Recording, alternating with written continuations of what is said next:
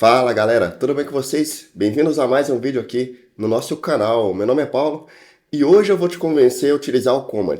Rapaziada, eu tô gravando esse vídeo no mês de junho de 2025 e já faz mais ou menos, em média de 6 a 7 meses que saiu aquela nova arquitetura de software recomendada pela equipe do Google e do Flutter. E quando eu vi o Command lá pela primeira vez, eu já para mim, inicialmente, foi uma coisa nova, tá? Eu já tinha visto o Command no padrão CQRS, tá? No back-end com .NET. E aí, eu achei esquisito, né? É diferente utilizar o Command no front-end, né? E aí eu fui, implementei, copiei o código deles, tentei entender, criei alguns projetos. E aí a minha mente foi abrindo. Pum! Isso resolve tudo. E uma coisa que eu gostaria de falar, que eu gostaria até de, na verdade, de reconhecer o Hudson, né, que é um dos nossos alunos lá. Eu não sei se eu posso falar se ele é um aluno, porque às vezes eu aprendo mais com ele, né, do que ele comigo, né. É, Desculpa que a minha voz, ela tá daquele jeito, né. Mas assim, cara, ele falou pra gente ali uma coisa que, pra mim ali no Discord, uma coisa engraçada. Ele disse que o Command parece ser a revolução da programação reativa, tá?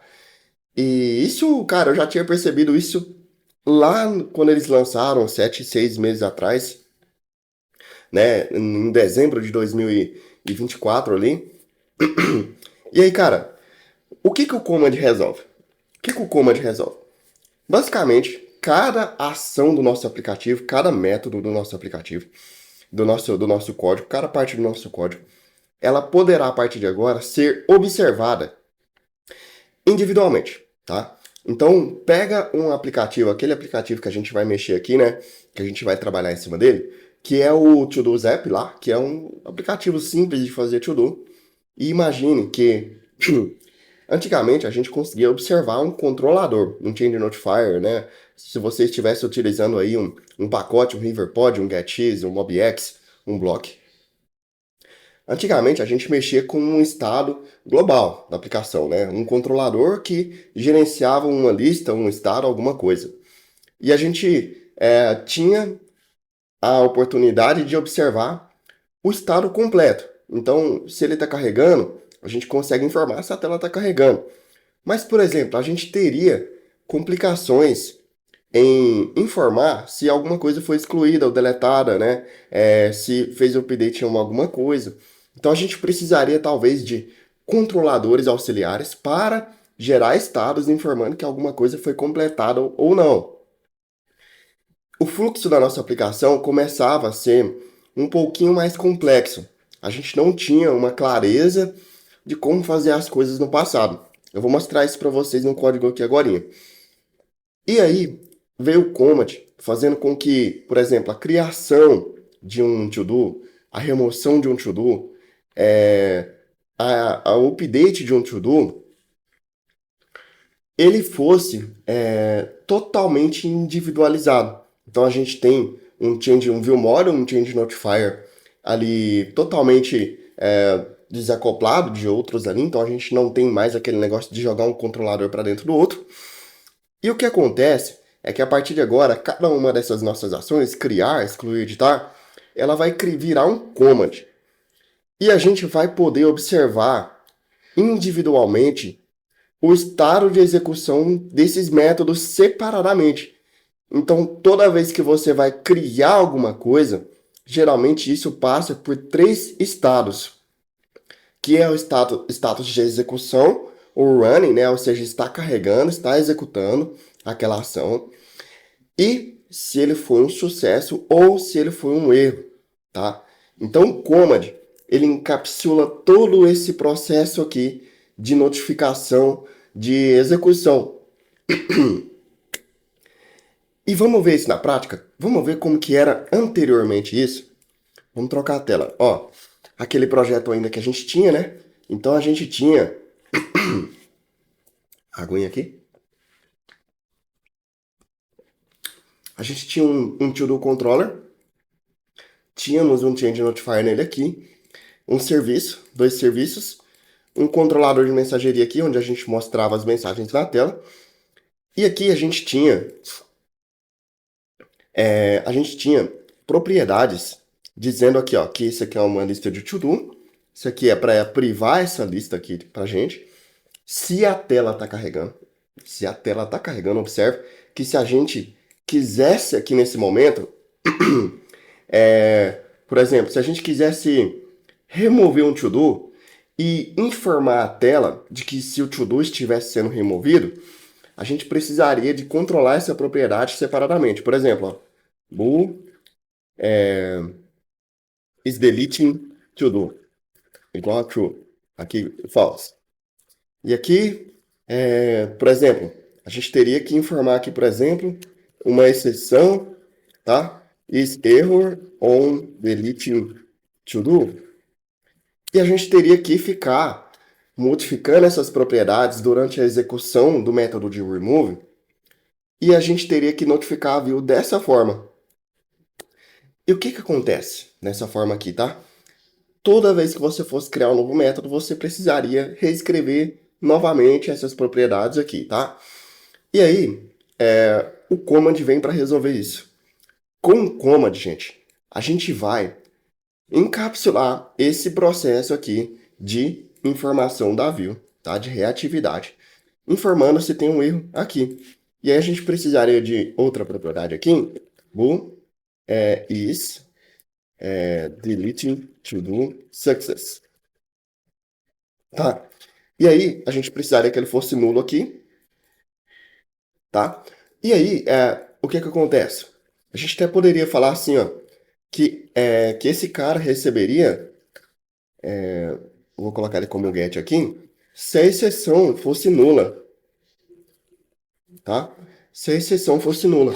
Então, primeiro ele verificou se tá deletando to do é true, a tela verifica. Depois, ele verifica se tem uma exceção, e se não tiver uma exceção, quer dizer que deu certo deletar esse to do. E aí imagine fazer isso para toda a ação separada do nosso aplicativo. Começaria a virar um problema, né? Outra coisa é, por exemplo, ó, esse método aqui, ó, getToDos, qual que é o problema dele aqui? Não tem problema, na verdade. Isso aqui, na verdade, foi muito bem feito. Só que, como a gente falou, o command ele revoluciona a programação reativa, nesse caso aqui pra gente, tá? Porque, olha, toda vez que eu carregar os to-dos, eu preciso informar a tela se ela tá carregando. Depois, eu preciso limpar a lista de to-do pra gente aqui, tá? Voltar lá nesse método. Depois eu preciso, no serviço, no repositório, buscar informação. E aí, depois eu preciso informar se a tela parou de carregar. Lembrando que tudo isso aqui, ó, pode gerar um erro. O serviço pode gerar um erro, né? Então, ainda assim, faltou pra gente aqui, ó, a gente colocar um catch. Então, aqui na exceção, né, catch error. E aí, a gente faltou aqui colocar o erro, né? Então, a gente precisa do command para que a gente consiga encapsular todo esse processo aqui de geração de estado para a gente, tá? Em todas essas funções aqui, ó. E olha que coisa, olha um acoplamento que existe aqui, ó. O nosso controlador, ele está acoplado diretamente com a view, porque tem código do material aqui dentro, ó. Se eu pegar e remover o código do material aqui dentro, começa a dar um monte de erro, tá? Lembrando que o Change Notifier ali é código do material também.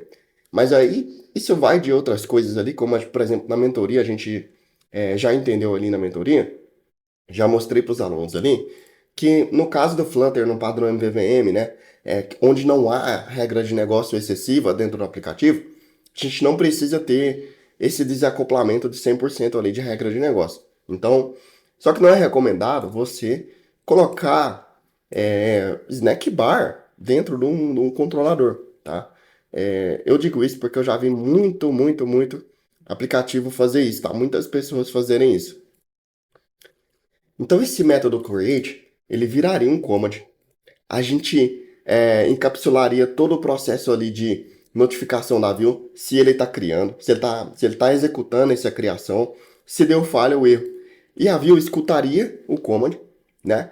Em vez de a gente ficar informando para a view snack bar, erro, essas coisas, entendeu? Então a gente removeria esse cara daqui. Para a gente remover também, olha aqui, ó, tá vendo? A gente remove o to-do aqui da lista interna.